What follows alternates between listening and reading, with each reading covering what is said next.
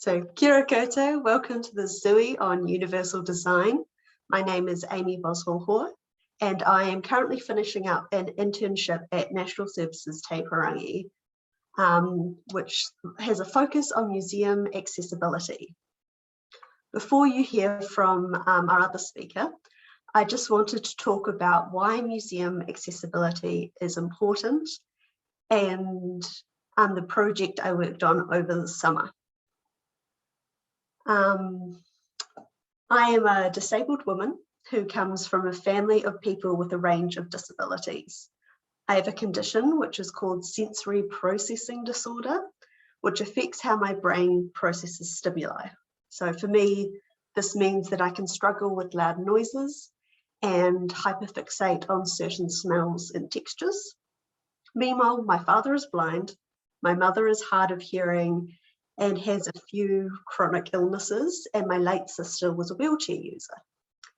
Altogether, we have quite a few varying needs, and going places can sometimes be a bit of a struggle because of the barriers we find.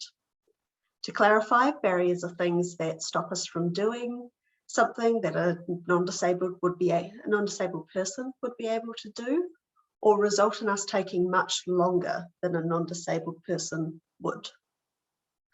Today, I want to share some of those experiences that I've had in museums with you so you can understand how other people's decisions affect disabled people. In 2019, I travelled with my family to Paris and UK. Being obsessed with museums as I am, I convinced my family to visit as many museums as possible. I truly packed it full of different trips. We started out in Paris, where we were going to visit the Louvre and the Musée d'Orsay. I found a lot of accessibility information on the website, which was great. They had things like 2-for-1 ticket prices, so you could a disabled person could bring a companion with them. They were like they listed off different accessibility things you could find, like wheelchairs and that sort of thing, which was quite important to us because at the time my sister was using a wheelchair.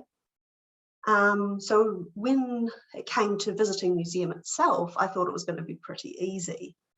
What actually happened was probably the worst museum experience I've ever had in my life. If you haven't had the chance to visit the Louvre or the Musée d'Orsay, I'm going to let you in on a secret. They're absolutely full of stairs. In particular, the Louvre has stairs or steps going in and out of every room. So at the time, my sister could walk 4 small stretches, but this did not stay. So she quite happily climbed the first few flights of stairs, but quickly grew tired. And in the end, I picked her up and carried her up all the stairs we came across, and then had to go back down to grab her wheelchair so she could continue using it. This meant that she was quite embarrassed and lost all sense of independence. And I got very, very tired. We did enjoy the art that we'd gone to see, but the amount of stairs just marred the whole experience for us. Then we went to the UK and everything changed. The UK has some amazingly accessible museums. There are still stairs quite often, especially in the heritage buildings, but there are also easy alternatives most of the time, and plenty of chairs when people got tired. Staff were trained to make accommodations for us without any fuss. Audio guides were free to all blind or low vision people. And it was an amazing experience. We didn't feel othered. We were able to just explore the museum like any other person. But I want to mention 2 particular highlights. The day we visited Stonehenge, it was quite windy, and of course Stonehenge is in the middle of a field. So we knew that telling my dad what we were going to see was going to be difficult. But when we got to the counter to get our tickets, the woman behind it had seen us leading Dad and asked if he was blind. When we said yes, she handed over the small model of the Stonehenge, would have fitted on the palm of your hand, for him to use. Pretty sure it came out of gift shop, but it was fantastic. He was able to use it to orientate himself and very easily understand what we were seeing in front of us. There was also an audio guide that paired with it, but the level of just understanding and preparedness was great. Similarly, when we went to the National Museum of Scotland, there were touchable replicas everywhere in the exhibits. They not only allowed my dad to experience the exhibition in his own terms, but gave us who could see a deeper experience of what we were seeing, gave us the ability to understand like the texture and such more. And also many of the exhibitions had non-visual aspects to them. Like there was this giant pipe display on the wall that you could play like a musical instrument. And the fact that we were seeing exhibits that weren't visually based, they didn't have that visual bias, was really, really helpful. The UK museum experience was just amazing because it removed so many of those barriers that we were used to seeing, the ones that we face every time we leave home. And by creating those spaces and products using universal design, which is the topic we're going to discuss today, you're giving an empowering experience to disabled people to be independent and enjoy the world around them without having to go the extra mile. At present, the museums in Aotearoa, New Zealand, are nowhere near as accessible as those I visited in the UK. And that's something that I and many others in New Zealand would like to change. When I started my Masters of Museum and Heritage Practice at the start of this year, last year, I came in wanting to concentrate on museum accessibility. Unfortunately, I've been given some amazing opportunities and have met a lot of people who are like-minded, with the last one being this internship here at National Services Te Paerangi. While here, I have written 4 pages to help museums become more accessible. They are going to be a hub for explanation and resources, or also telling some other people's stories. The topics covered are accessibility and policy and planning, language and ableism, universal design, and funding, which are some of the foundation stones of creating an accessible museum. Alongside these, I've written 4 case studies to show what some museums are already doing to become more accessible. And today we are concentrating on talking about universal design, which is the idea of designing products and spaces to be accessible from conception. That means that you don't have to go back and remodel a space or product to improve it. So in museums, universal design can manifest in exhibitions by removing physical, cognitive, and sensory barriers like stairs or unreadable signs or brightly flashing lights. It can also manifest in programs which are adaptable to fit the needs of the attendees. Hopefully, I'm now going to pass you over to Crystal Jones, who is one of Te Papa's designers. She is currently the design team lead. And she's going to talk to you about some of her experiences with universal design and how it can be implemented in the museum. Oh, can we share the screen? Yeah, absolutely. Sorry, we're just having a bit of computer technicalities.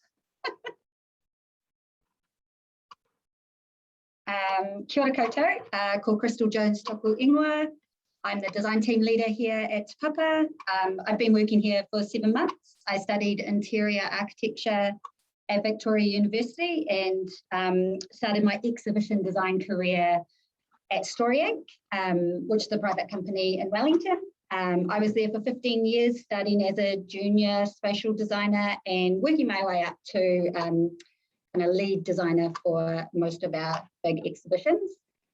We created visitor experiences, large and small, for private companies, government agencies, museums, churches, theme parks, and anyone who had visitors, really. Universal design, to me, is about creating spaces and experiences that can be accessed and understood by all that use them, regardless of their age, size, ability, or disability. However, with visitor experiences, we do specify a target audience and aim to design towards that group, but always checking and balancing our decisions based on universal design. Using empathy during the design process allows for better consideration from the start. I've drawn this little diagram. I don't know if it represents it well enough, but which I kind of believe it's more about process. So having inclusive design and human-centered design at the heart of your process, and then using the empathy for others and the diversity of your visitors and the design mindset, using those always through the process of your experience, it equals accessibility. But there's always a lot of checking that has to go back, and we don't always do it right. My speciality is spatial design. There are a few easy wins you can make when designing an exhibition space to be more accessible. Seating available in each zone. When I say zone, I mean kind of content, space, or room-wise. So I always allow kind of seating places where, as a spatial designer, I always allow them as a contemplative space, or you know, where a point in the story is, and you've kind of got the visitor to that point, and you want them to kind of reflect on what they've seen, what they've heard, what they've done.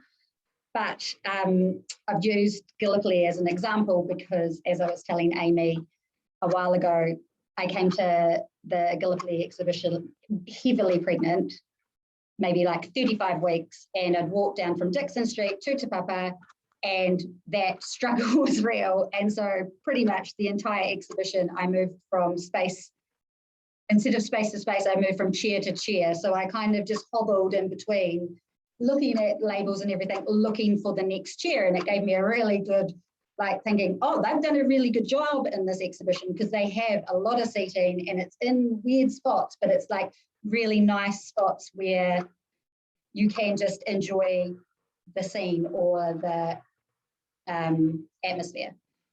The next thing is lighting.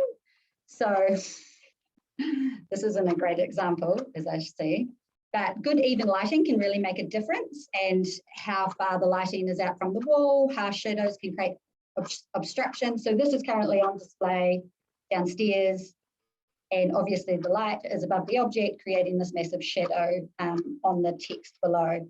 Also, there is a lot of text. So we could move the object below or to the right of the text, change the light angle, maybe decrease the amount of words, but everyone that feeds into this process of making an exhibition, they have to come at it from all the different angles. So I'm just saying it's not an easy, quick fix. Minimum width, I say 1500 is my minimum requirement. 1200 is acceptable, but I always start at the higher width, as this is a turning capability for a wheelchair.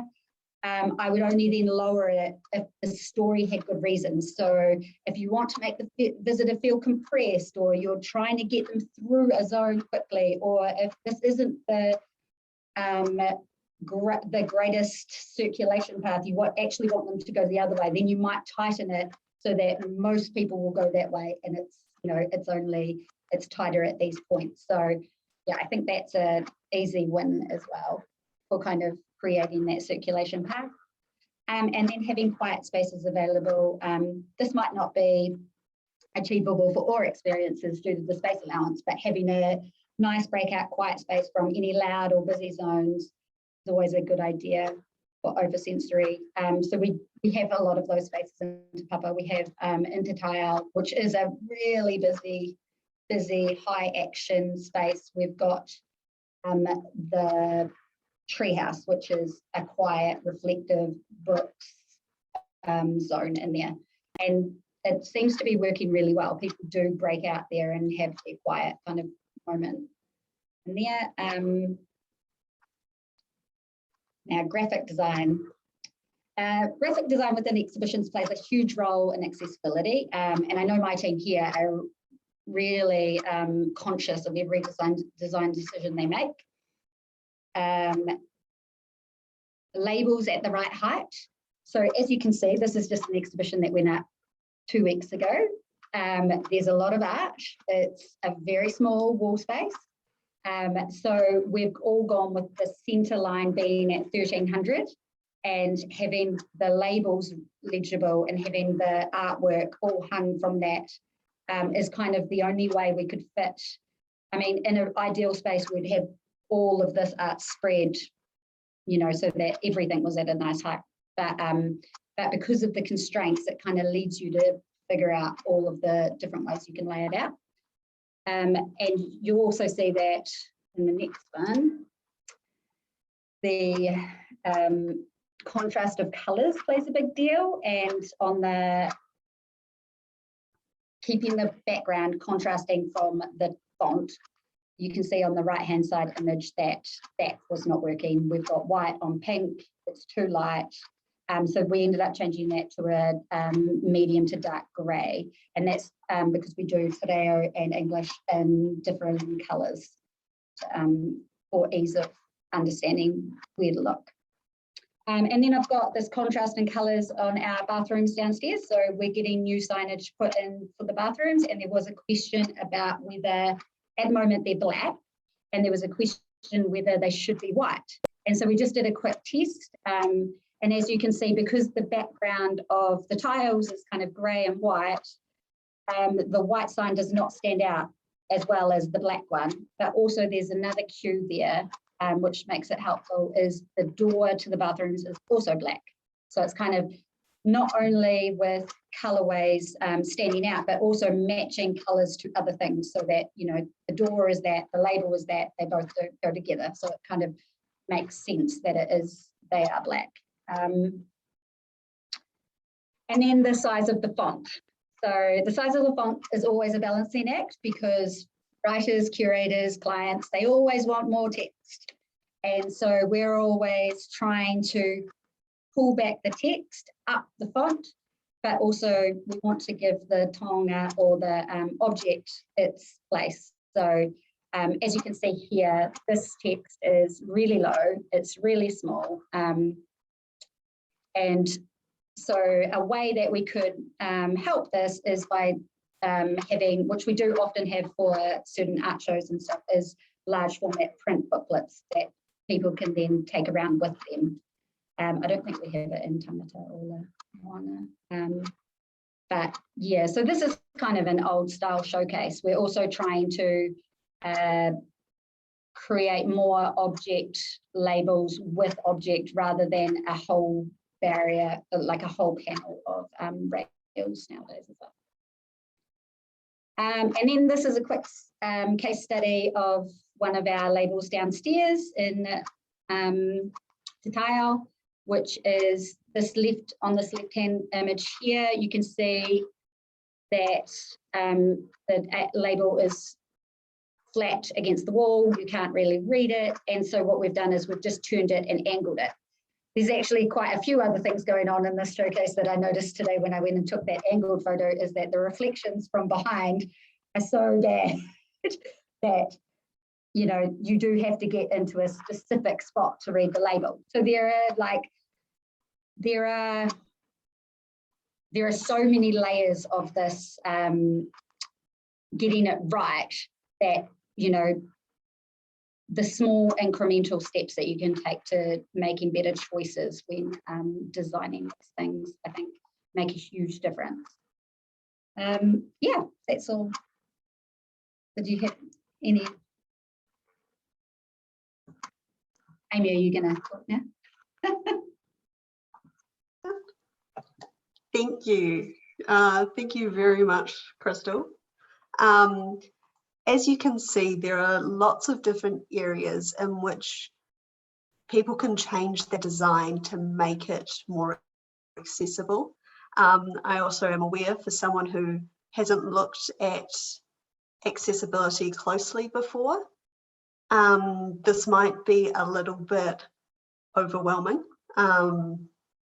So I want to introduce you to a group called Arts Access Aotearoa, which is am I freezing? No? Cool. So Arts Access Aotearoa, which is a group that looks at improving accessibility in both museums and areas where people perform, such as theatres. They also help make art more accessible in prisons, and making sure that incarcerated people do have access to art as well. A few years ago, they produced this checklist, which you can go through and use either as a way to audit your museum or to use it as a guide to have more inclusive design features.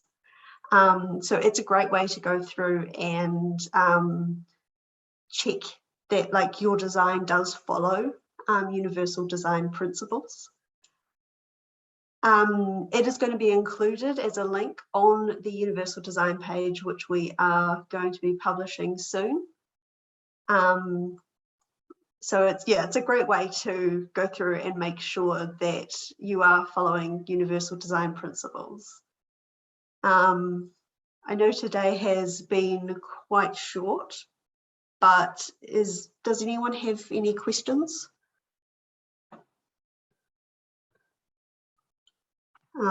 Yeah, feel free to use the raise hand reaction if you do.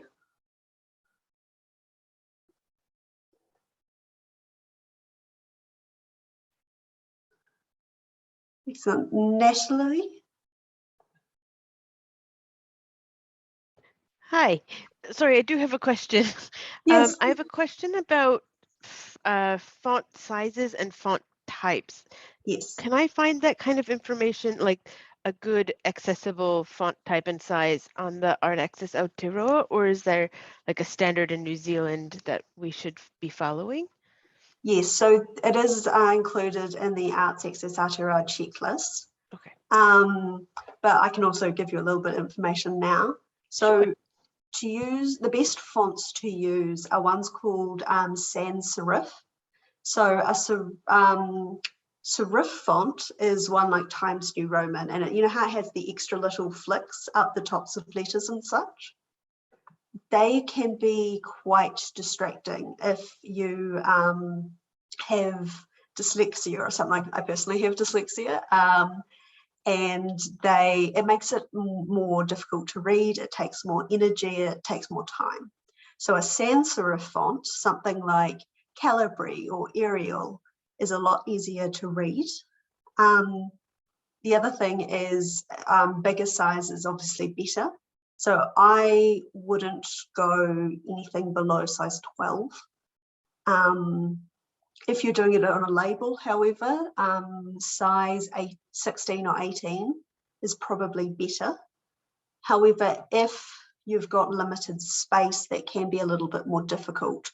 So you can produce alternatives such as large print labels, which are labels that you print off, have somewhere for people to be able to pick up and take with them around the exhibit. So size like 22 for those would be fantastic. Because just think like if you have low vision, reading smaller text takes, again, more effort, more time, or you just might not be able to. So having those bigger size fonts is really great. Also, if it's a printed out piece of paper, you can hold it whatever way makes it easier for you to read. I know some people like closer, some people like it further away. So it gives you choices, which I think is probably the most important thing for accessibility, is to be able to adapt to fit your needs and choose how it happens. Hope that answers your question. You.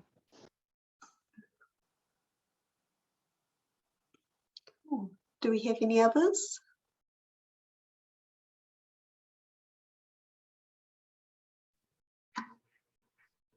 Yes, Jess. Sorry, I'll go after. Yep.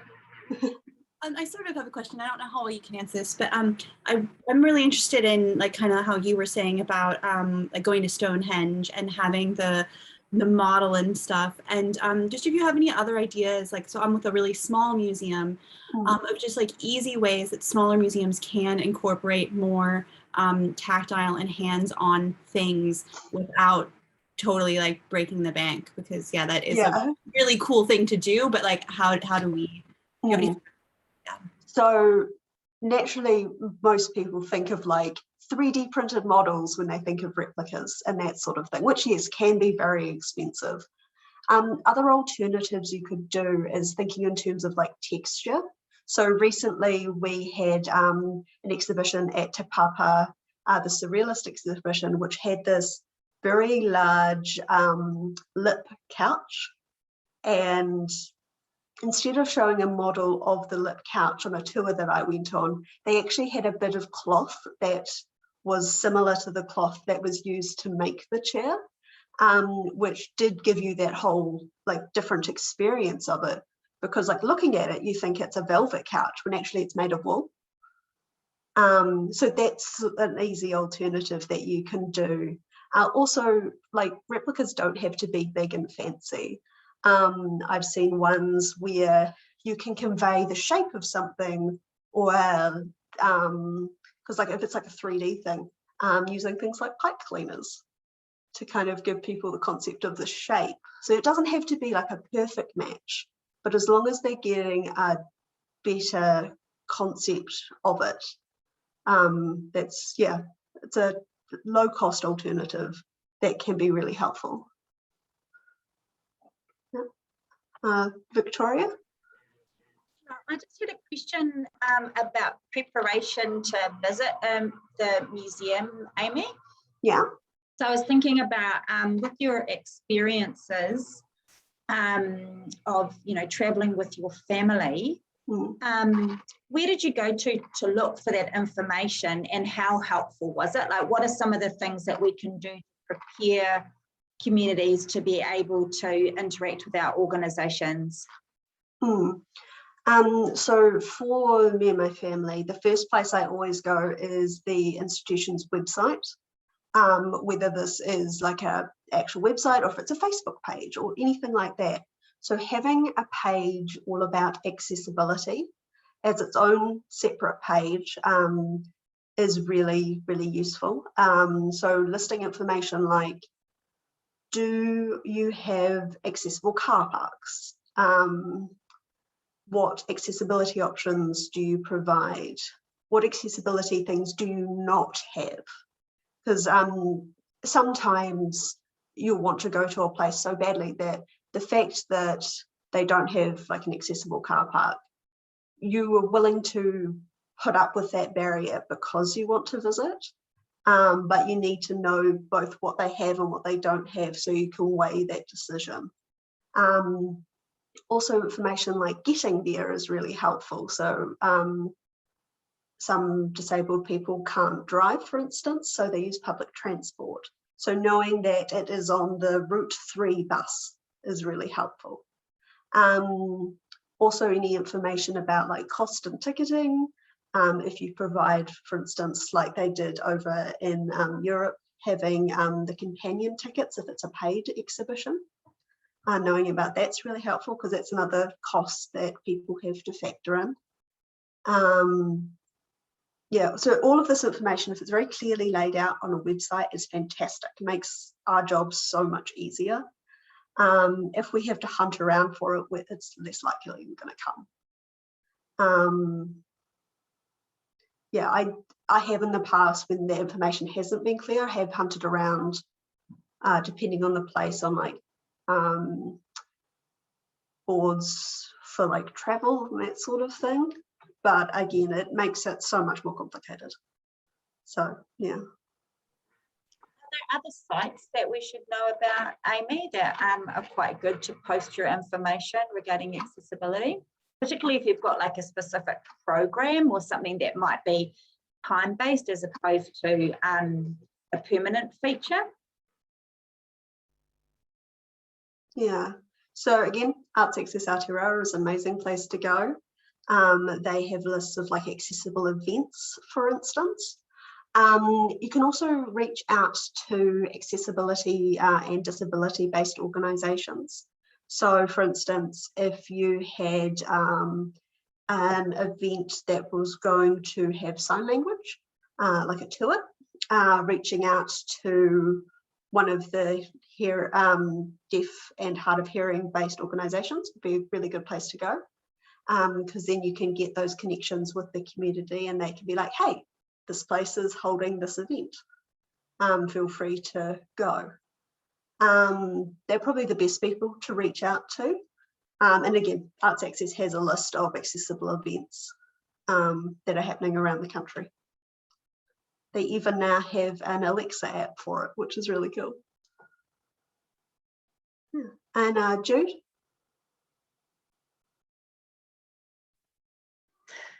Kia ora, Jude Turner here from Wellington Zoo.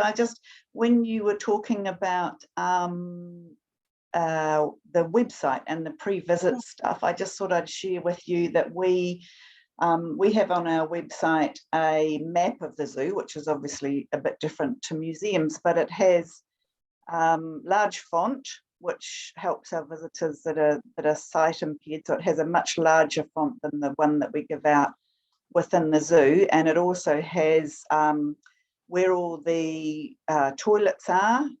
They're clearly marked, accessible toilets, and it also has for all of you who've been to Wellington Zoo, you know it's a pretty steep walk around. So we have a pathway which shows the flatter route that you could take if you were perhaps in a wheelchair or using crutches, or just didn't have that mobility. We have a pathway marked which allows you to see a bit of the zoo and not be kind of completely freaked out about the big hill that the zoo's on.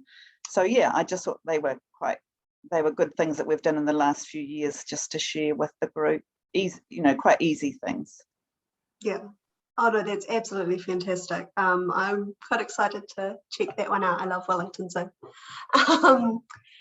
Yeah, so having simple things like that on the website is so helpful for people like me and my family. I know from experience, like with my sister, pushing a wheelchair can be really difficult at times. So having a route that is easier is fantastic. Yeah. Oh, and it seems like we've got a message in the chat. Hold on.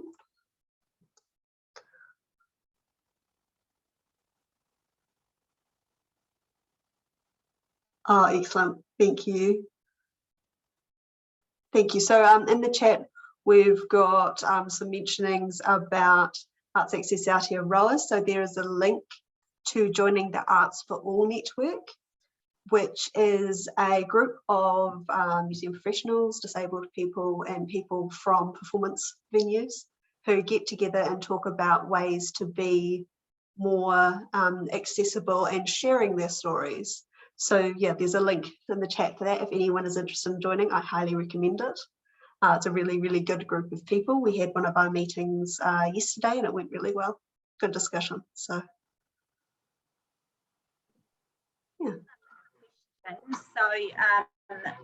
For some museums, they might not consider themselves to be arts organisations. Is Arts Access Aotearoa still a place that museums can access and have relevant information regarding? Definitely. Sorry to interrupt, Amy. Do you want me to just jump in and Yep. do a quick? Cool.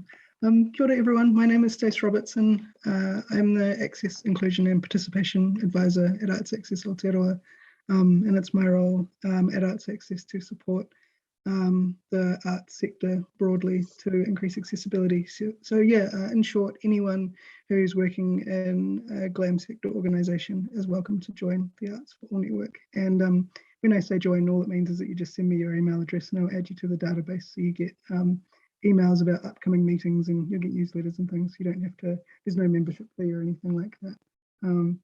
Yeah, I think it's a really cool place to learn and hear what other people in the sector are doing as well. So I'll duck out again now, but yeah, really great conversation and yeah, awesome work, Amy. Thank you. Excellent. Thank you so much, Stace. Yeah, it's a really good team, really good group to join up to. Right. Do we have any more questions or comments that people would like to make?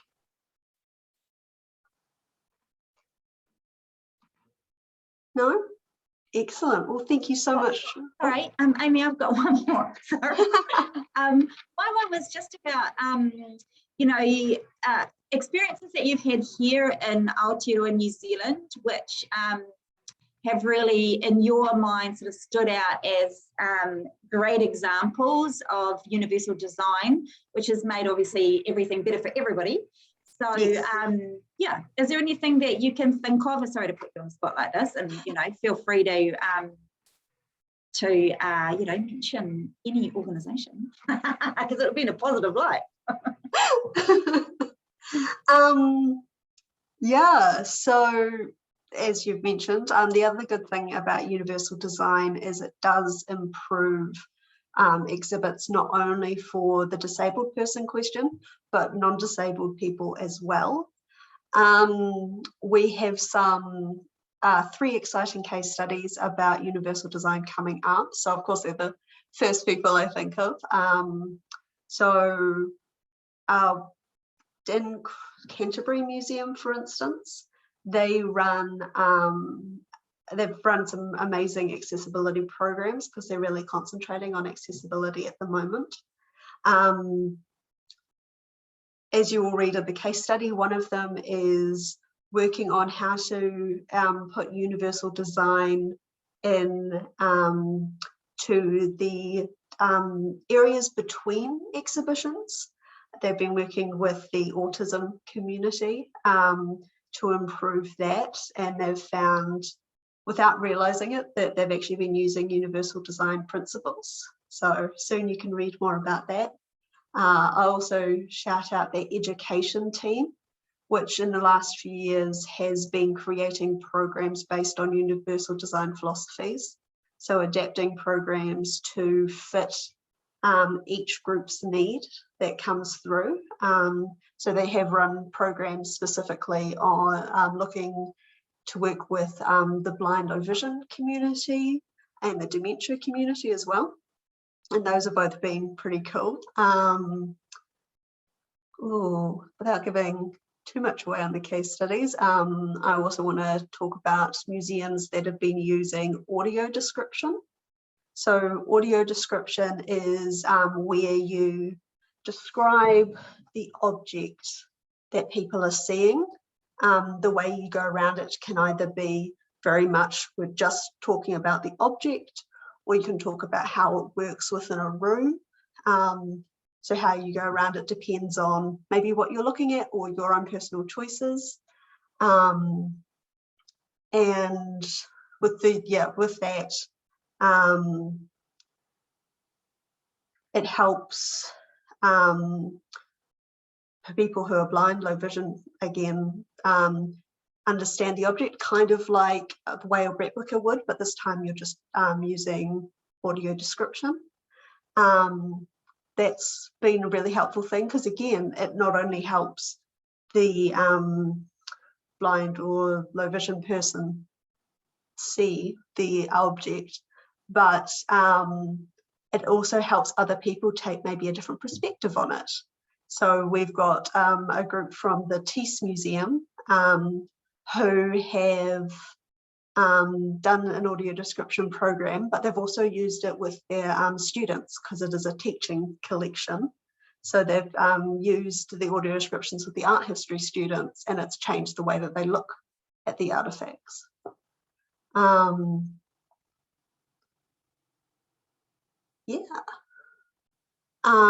Again, another one we've got is the Te Papa's New Zealand Sign Language app, which is quite a big project, not more the low cost end, high cost end, but working with the community, working with the deaf and hard of hearing community to produce that app. And we've seen from that a lot of different ways that we could incorporate New Zealand Sign Language into what we're doing with exhibits. So it's something that you don't have to have like a fancy recording. Instead, you could have a have someone come in and give a tour, for instance, in New Zealand Sign Language. Yeah. I hope that You can do print sign language labels, can't you? Yeah. Cool, thanks, Amy. And I wonder if there's any others in the Zoom room today who have got other examples that they've seen, either within their organisations or others that they'd like to share.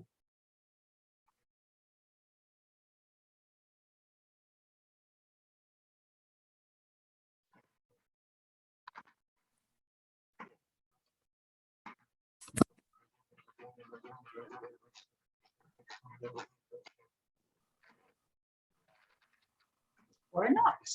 Oh, it looks like Alba's got one. Sorry, took me forever to put my camera and my speaker thingy on.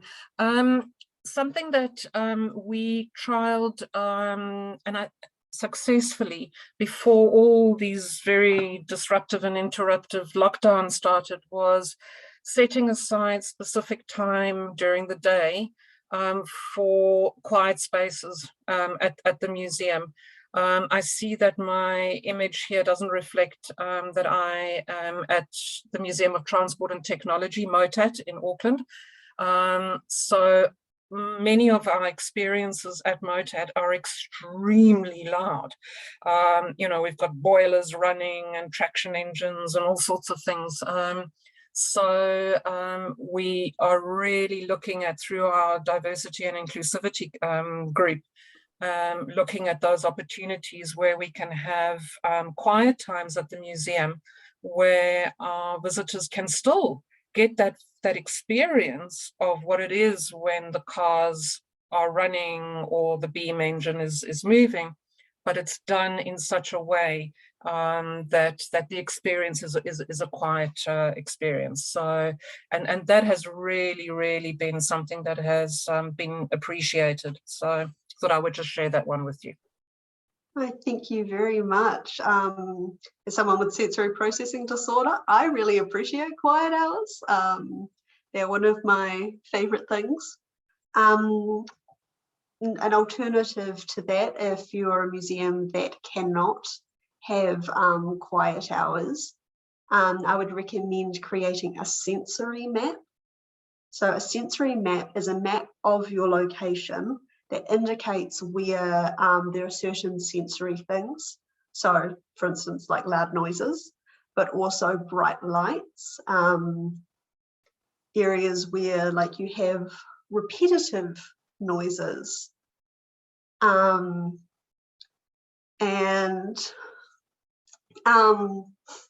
that sort of thing. And it's just be like, hey, this is an area of high sensory things. This is an area of low sensory things.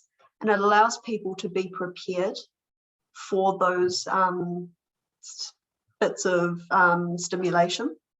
Again, they're one of my favourite things, just with my disability.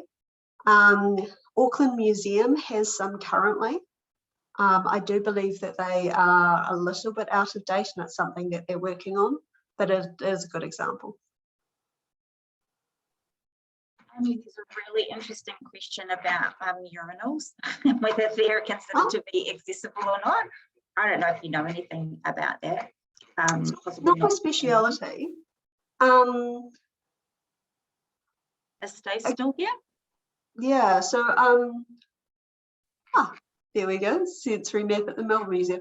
So urinals, I mean, it's definitely not a bad thing to have, as long as you provide alternatives.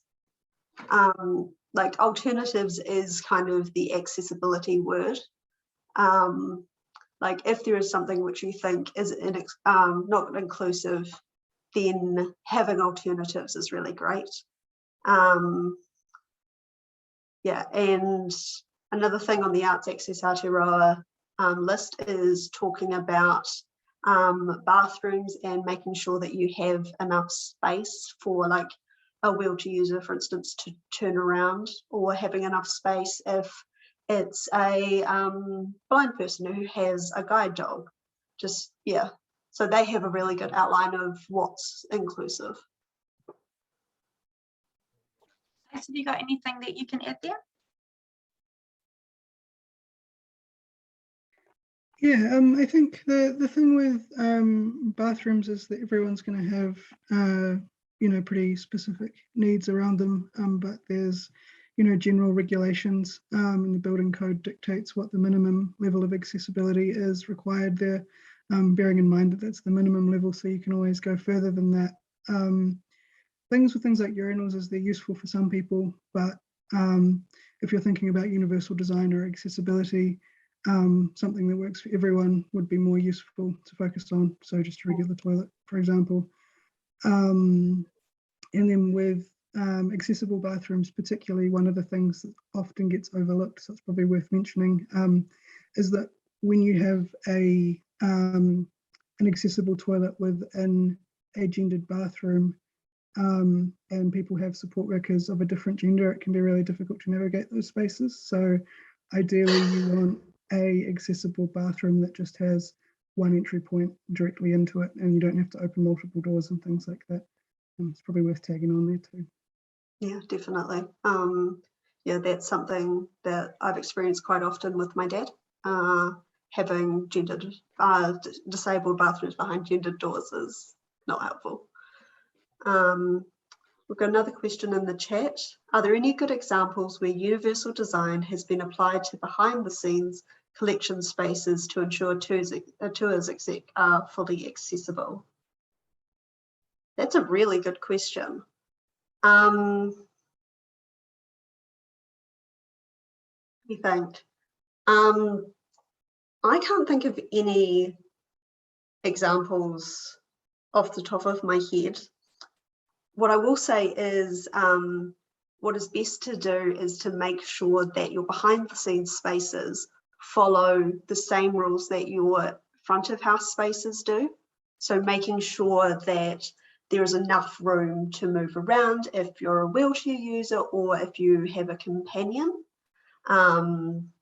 Making sure that things are at accessible heights. There are some difficulties I know with like shelving and such. So if you expect anyone to get something off a shelf and it's high up, that is really difficult, but also we've got limited space. So I can understand the thing there. Also, I should mention, it's not just for tours, but also for disabled employees. I think that's one of the areas that really does get looked over quite often is, oh yes, we've got to think about our visitors, but we actually also have to think about our employees, whether you are hiring disabled people or if one of your current employees becomes disabled, whether that's a temporary disability or a permanent one. Yeah, so following the same rules as you would front of house, making sure that things are lit properly, making sure that areas that are noisy or like super bright or that sort of thing, have warnings. Yeah, definitely following the same rules. Hope that answers that question.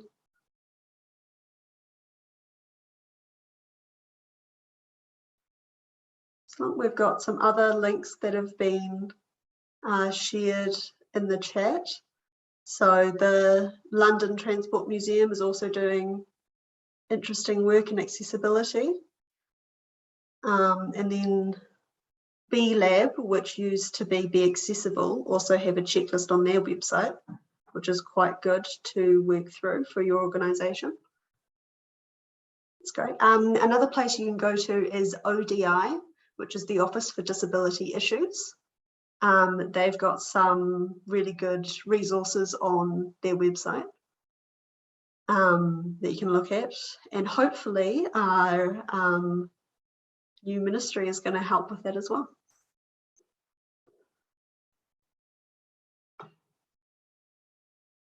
Excellent. As time is wrapping up here, do we have any last questions or comments? No? Excellent. Well, I just want to say thank you all so much for coming today. It is really exciting to see that we have so many people who are interested in accessibility and want to hear more about it. So keep your eye out on the Te Papa website, where we'll be posting the accessibility pages soon. Yeah, I hope that you all have more accessible futures. So thank you very much. I hope you have a good afternoon.